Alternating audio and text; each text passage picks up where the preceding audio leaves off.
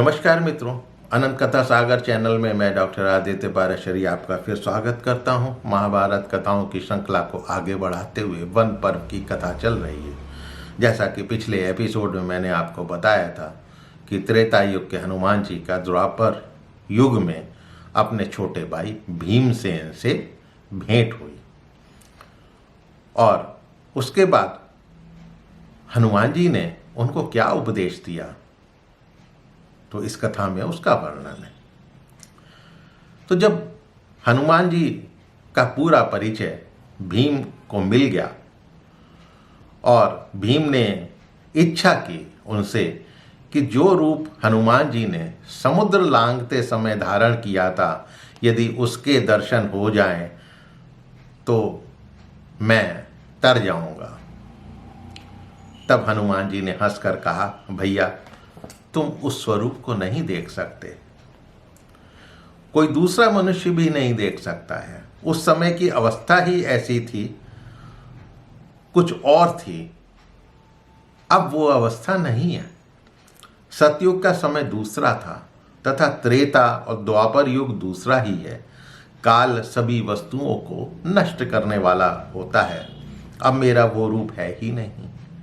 प्रत्येक युग के अनुसार सभी के शरीर बल प्रभाव में उतार चढ़ाव होते हैं। मैं भी युग का अनुसरण करता हूँ।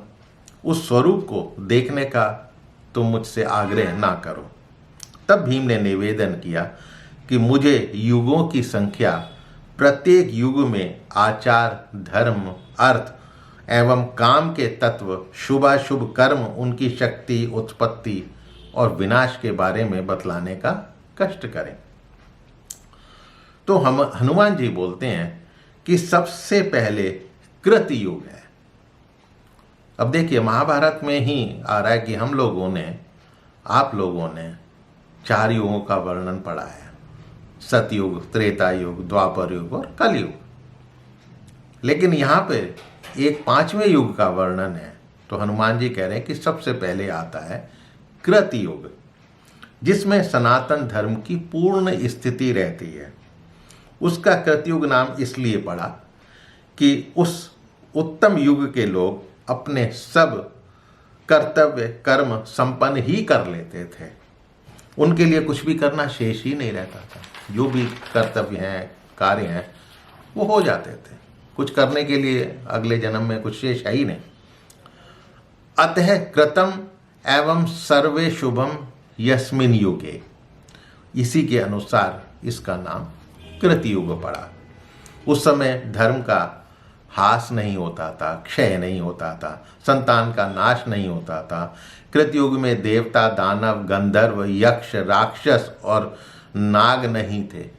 इनका भेदभाव ही नहीं था, थे ही नहीं है। परस्पर भेदभाव रखने का या क्रय विक्रय का ये भी व्यवहार नहीं था। वेदों का पृथक विभाग नहीं था। वेद थे लेकिन उनको अलग अलग नहीं बांटा हुआ था।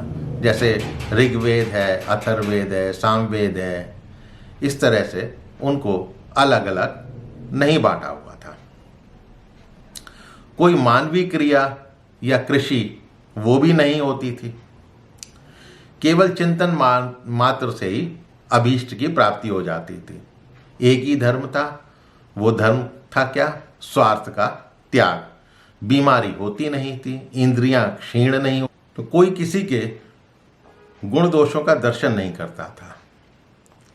दुख, घमंड या अन्य विकार नहीं थे। लड़ाई झगड़ा, आलस, चुगली, भय, संताप, ईर्ष्या ये भी नहीं थे।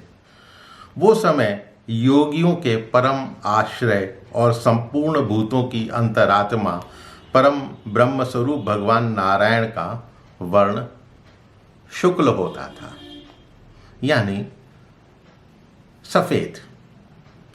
सतयुग में समस्त प्रजा अपने कर्तव्यों में तत्पर रहती थी। ब्राह्मण, क्षत्रिय, वैश्य और शूद्र सभी शुभ लक्षणों से संपन्न थे। वर्ण व्यवस्था बन चुकी थी। परम ब्रह्म परमात्मा ही सबके एकमात्र आश्रय थे और उन्हीं एक परमात्मा की प्राप्ति के लिए सदाचार का पालन किया जाता था। सबके वर्णाश्रम अनुसार पृथक पृथक धर्म होने पर भी वे एकमात्र वेद को ही मानने वाले सनातन धर्म के अनुयायी थे। समय समय पर सत्कर्मों का अनुष्ठान करके कर्म फल की कामना और आसक्ति ना होने के कारण परम गति प्राप्त कर लेते थे। सतयुग में चारों वर्णों का ये सनातन धर्म चारों चरणों से संपन्न और संपूर्ण रूप से विद्यमान था। ये तीनों गुणों से यानी सात्विक, राजसिक और तामसिक तीनों गुणों से रहित था। इसमें गुणों का विभाग नहीं हुआ था। अब त्रेता युग जब आरंभ होता है तो यज्ञ कर्म का आरंभ होता है। धर्म के एक चरण का हास हो जाता है, क्षय हो जाता है और भगवान अच्युत नारायण का रंग जो है वो लाल हो जाता है। त्रेता युग में ही यज्ञ, धर्म तथा नाना प्रकार के सत्कर्म आरंभ होते हैं।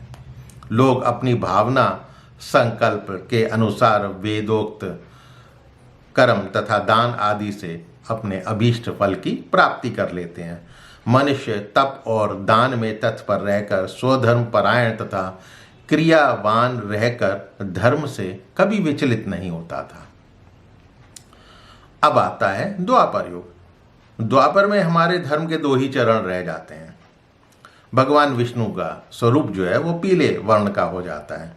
वेद 4 भागों में बंट जाते हैं, यानी वेदों का जो 4 भागों में बंटवारा है वो द्वापर युग में आकर हुआ है।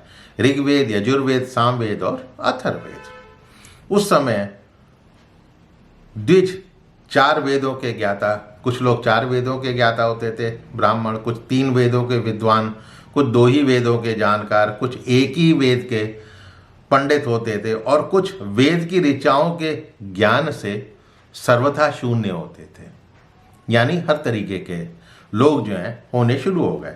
तो भिन्न भिन्न शास्त्रों के होने से कर्मों में भी उनके अनेक भेद हो जाते थे। प्रजा, तप और दान इन 2 ही धर्मों में प्रवृत्त होकर राजसी गुणों से युक्त हो जाती थी।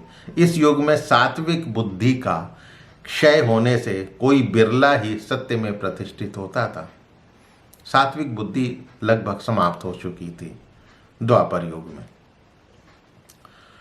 इस वजह से अनेक प्रकार के रोग भी होते थे, मन में अनेक प्रकार की कामनाएं पैदा होती थीं।